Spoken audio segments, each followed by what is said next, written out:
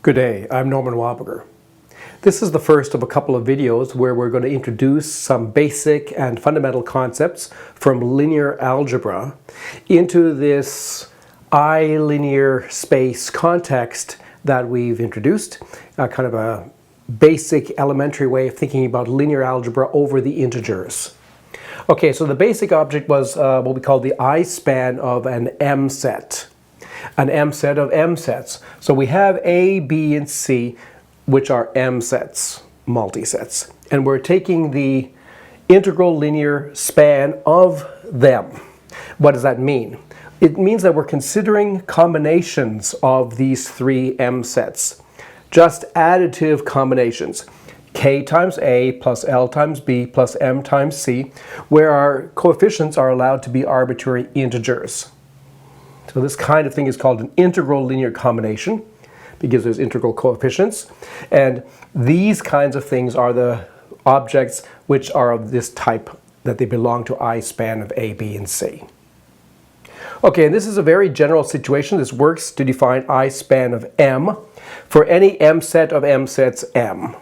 Okay, and it gives us really an mset foundation for linear algebra that we're going to explore today, particularly with respect to these very interesting and important concept of bases and dimensions for these I-linear spaces. These I-linear spaces that we've so introduced are essentially the same thing as vector spaces or linear spaces in linear algebra, except for the fact that we're not working over a field, we're working over a more restricted domain of coefficients, namely the integers. But other than that, it's pretty well exactly the same kind of story. So here is a summary of the basic properties that our I-span of M satisfies. Okay, so we pick a multiset of multisets M. And we consider that I-span of M. And we suppose that we have U, V, and W, let's say, which are an I-span of M. That means they are linear combinations of whatever multisets are inside M. And we'll also suppose that we have a couple of integers, M and N. All right, and then the rules are very much like the rules that we had for a span of M, except now there's a little bit of extra business because we also have negation of vectors or objects. So we have the associative law of addition, which is just the associative law of adding multisets. We have commutativity of addition. We have 0 plus U equals U, where 0 is the empty set or empty multiset. And now we have the fact that U plus minus U is 0. 0 is again this thing here. And what is minus U? Well, minus U is just the negation of an M set. So all of these things are M sets because all of the things that we're considering are M sets. And we know how to take the negative of a multiset. It's minus 1 times the multiset.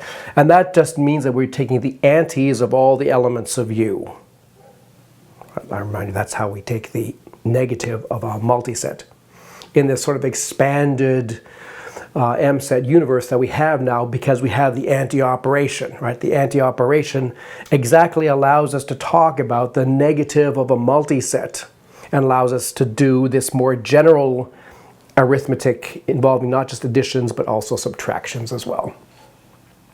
And then over here are various laws about how the multiplicative scalar multiplication of the objects by the numbers works. So if we have the number n and we have these two multisets u and v, then n times u plus v is n times u plus n times v. And if we have these two numbers, n plus m times u, that's the same as n times u plus m times u. So it's two different kinds of distributive laws.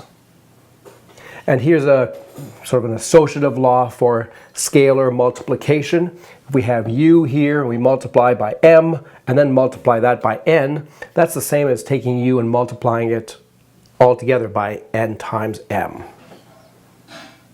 And if we multiply u by the number 1, then we get u. And if we multiply u by the number 0, then we get 0. So I think it's interesting that we have the essentials of the vector space or linear space story. If you look in linear algebra books, these are pretty well exactly the axioms are sometimes called, very unfortunate notation, but this is really the definition of a vector space or a linear space, with the proviso that usually the numbers that are considered are not integers, but rather more general rational numbers or real numbers. Okay, but otherwise, algebraically, it's really the same thing. Okay, so now let's introduce the important idea of a spanning set or a spanning mset for an I-linear space. So we're going to assume that we have a I-linear space I span of M. M is an mset of msets. We say that an mset N is a spanning mset for this I-linear span precisely when I span of N equals I span of M. When N itself also spans exactly the same space as we already have. Okay, so an example. Here is an mset. It's actually an mset of msets because there's an mset right there and there's another mset right there. And I hope you can recognize that this mset here is actually a vexel because what's inside it are a bunch of singletons. And this is also a vexel. What's inside it is also a bunch of singletons. In fact, only one singleton.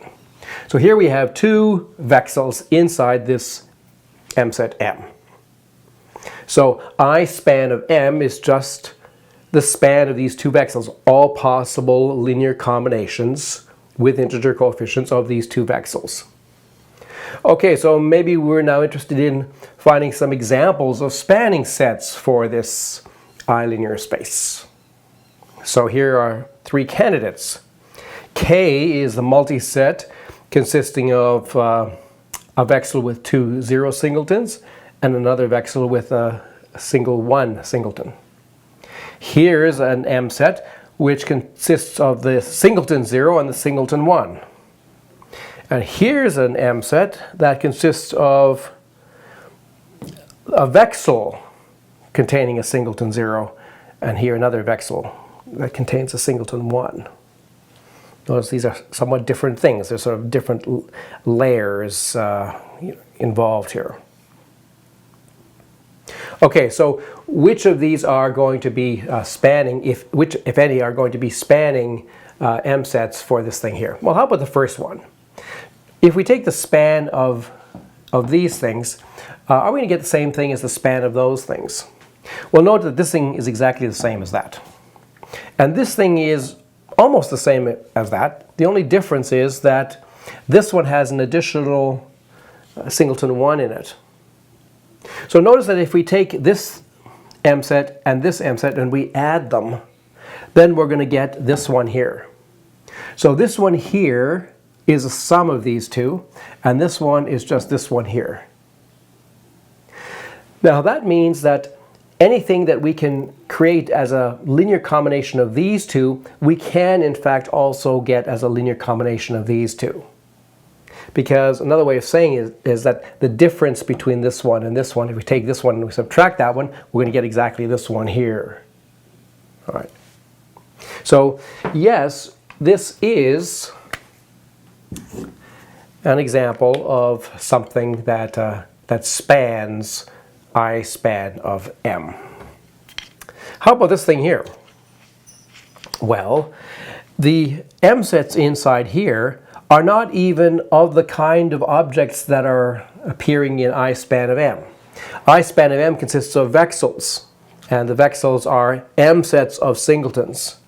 Here we only have singletons. So if we take sums of these things, we're going to get things of the form, we'd have to get M sets with numbers inside them, but not with singletons inside them. So these objects inside here are not of the right kind, and this is not going to work. How about this one? This one, we do have objects which are of the same kind. In fact, this one here, that vexel is the same as that one there. And this one here is almost the same as this one here, except that there's a single singleton 0 instead of two singleton zeros. Now,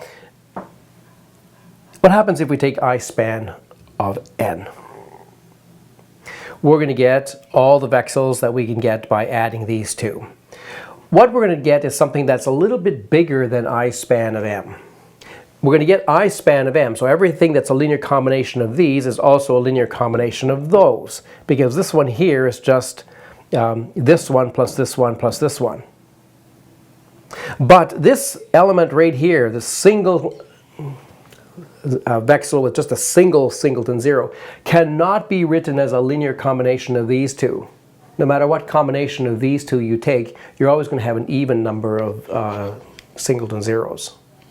So the spans are not the same, even though they're reasonably close. That is not a spanning set.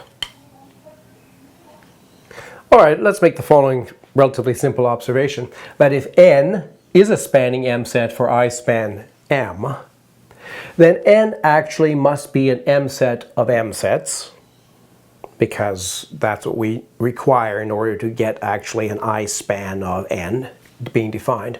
And each of its elements must belong to I span m. So the actual ingredients or the elements of n, the things inside n that we're going to be taking linear combinations of, they have to be in here because each one of them separately is going to belong to here.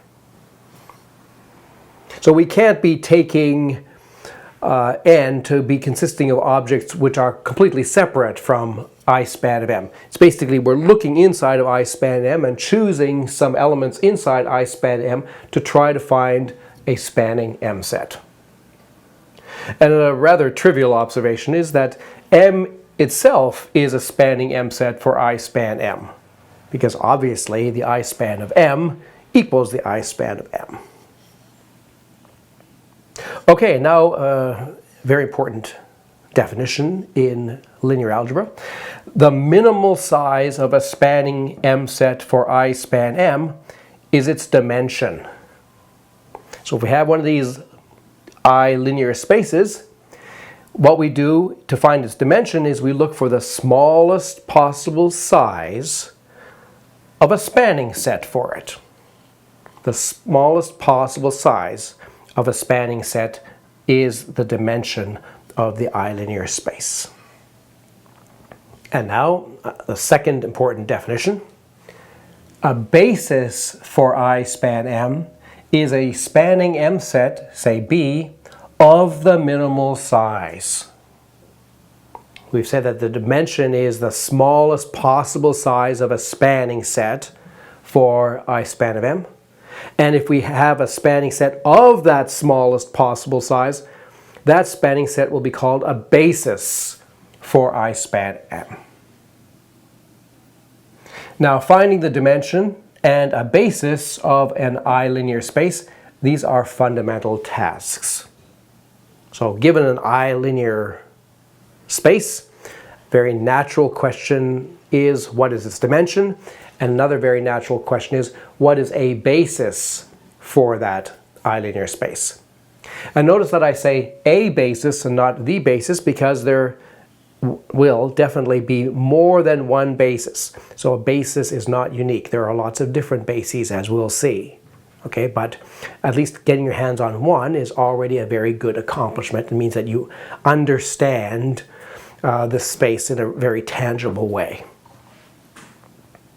Okay, so while the dimension is unique, bases are not, and I note that the plural of basis is bases. So one basis, two bases, three bases. But some bases are more convenient or useful than others. And that's a theme in linear algebra, is to look at a particular situation and try to find a basis which is the most congenial for whatever you're doing.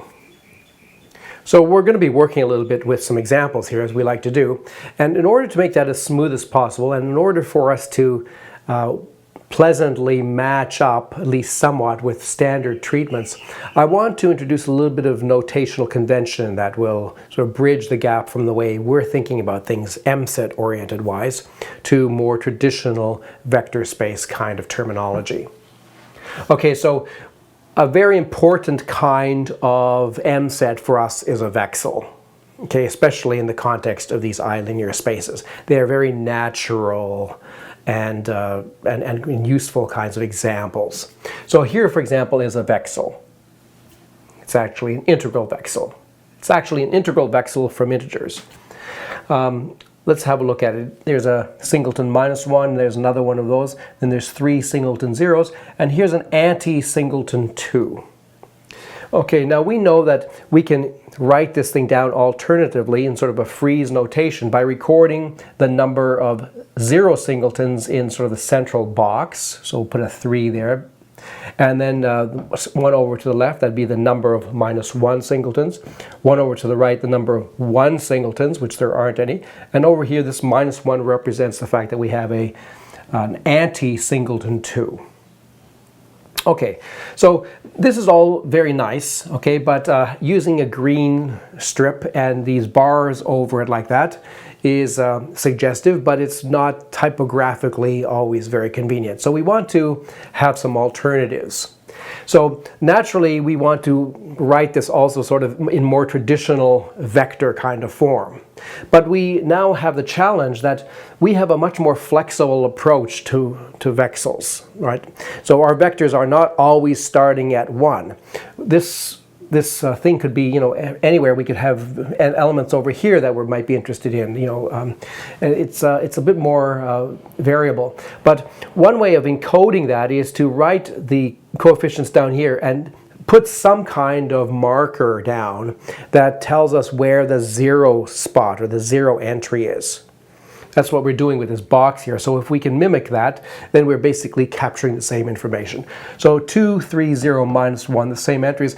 We could put a box around that 3, alerting everyone to that's the 0 index, that's the 1 index, 2 index, -1 index, and so on.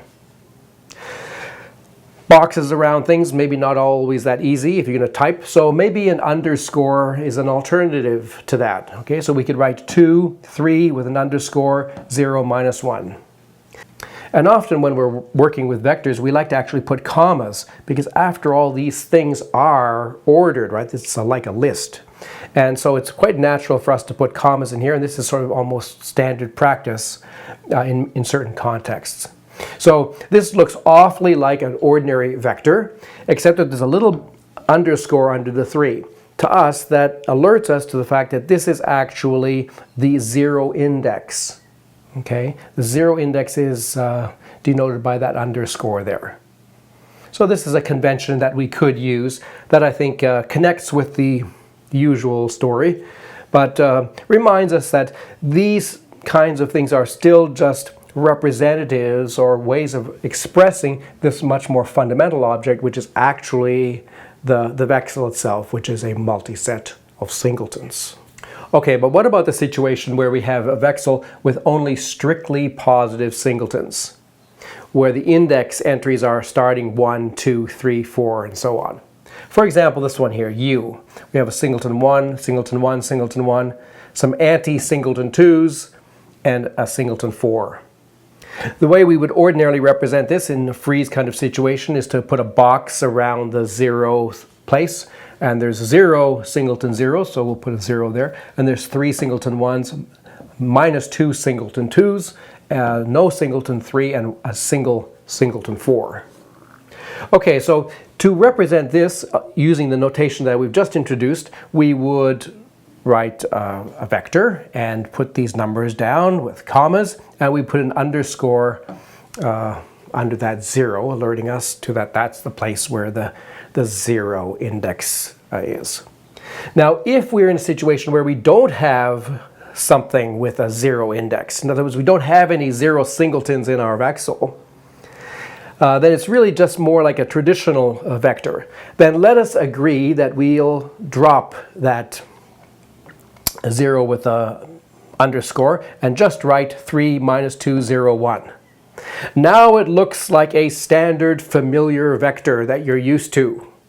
Okay, that's the x1 component, the x2 component, the x3 component, the x4 component, if you like. All right, so this way we can touch base with the standard story.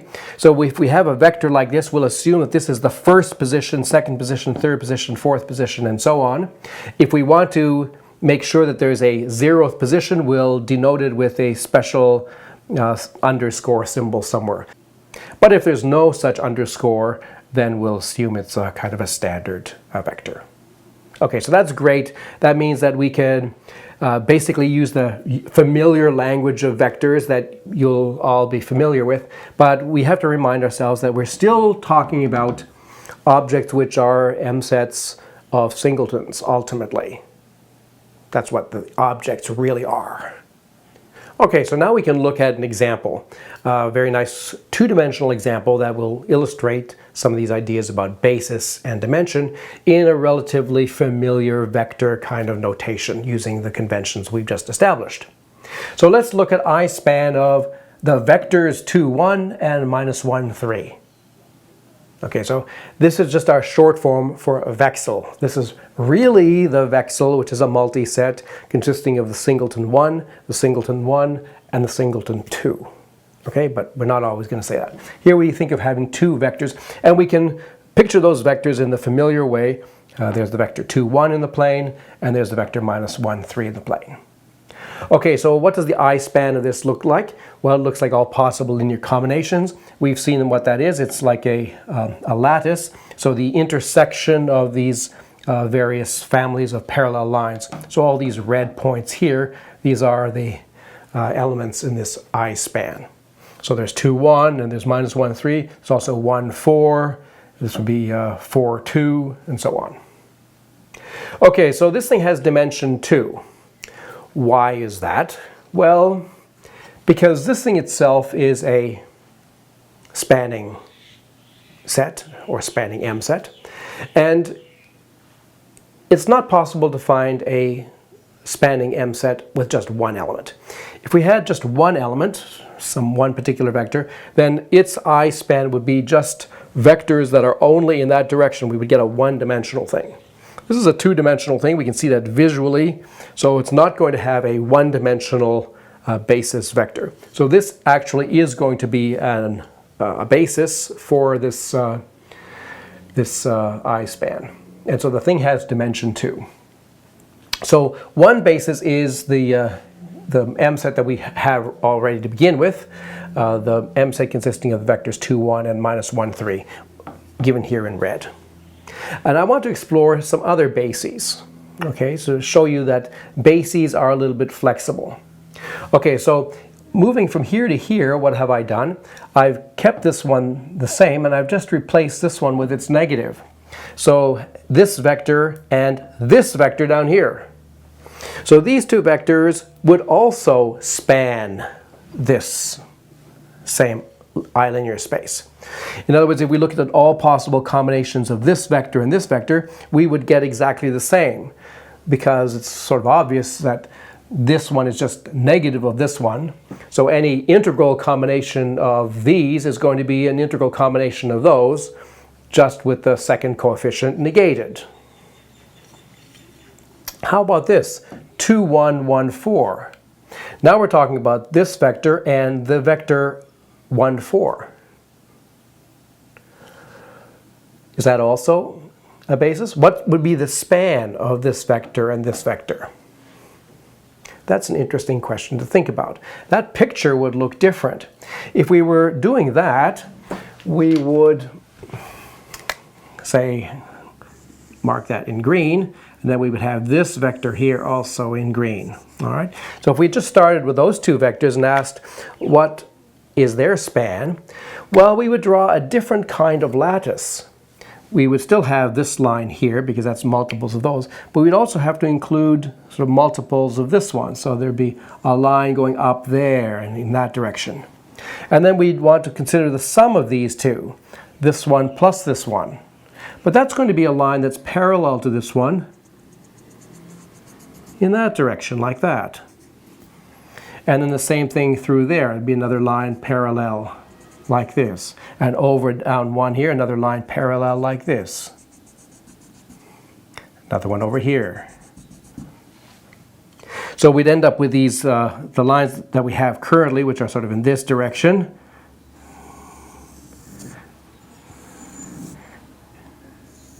As well as these new lines here That'd be a different picture, but notably, the actual points of intersection of the lines are exactly the same as the ones that we had in the blue story.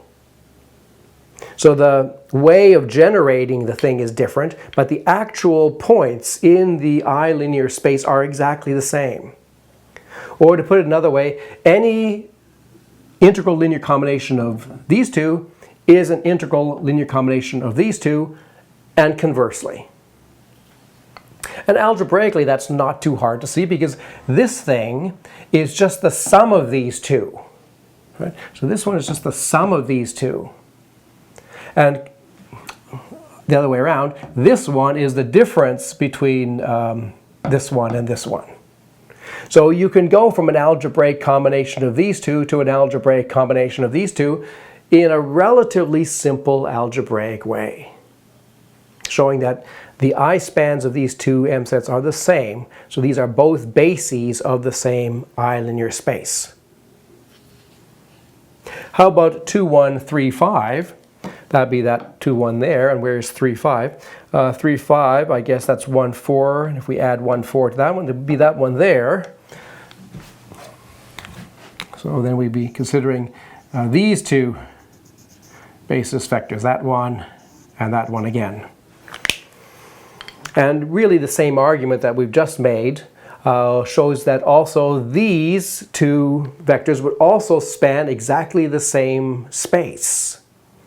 So all integral combinations of these two is the same as all integral combinations of these two is the same as all integral combinations of these two. So that's a good example of how we can actually get quite a lot of different bases of the same I-linear space. In these cases, well, the transformations have been relatively simple, and it's been not too hard to see that a linear combination of one is the same as a linear combination of the other. But maybe things could get a little bit more complicated. So here's a challenge I'm going to leave you. What about these possible msets? So are any of these going to be a basis for this same space, the I-span of these two vectors here? In other words, the one that we have here. So here we have 14, 17, 6, 9, 14, 17, 7, 9, 13, 17, 6, 9, 14, 18, 7, 9. So if we actually drew these vectors, say this one here, so we have to go 14, 18, a rather big vector, and 7, 9, another one there. How do we tell whether the span of this is the same as the span of this? Well, first of all, we would certainly have to check that these two things are actually in here. Right? That's a necessary condition. So first we should check, well, does this thing here actually belong to this space? Does this thing actually belong to this space? And if they do, then do they have a kind of basis property or not? So it may not be clear. So I'll leave you this as an exercise, and in our next video we want to delve into this kind of problem a little bit more deeply. This very interesting problem connects with fundamental issues in linear algebra, having to do with row reduction, having to do with row echelon canonical forms, and Charles Hermite's normal forms. So we're meeting some rather serious linear algebra ideas, but actually still from a relatively early days, right? We've just started thinking about this subject. So it's interesting that we're touching base with these important issues almost immediately. I think that's very cool. Okay, so that'll be fun. I hope you'll join me for that. I'm Norman Wildberger. Thanks for listening.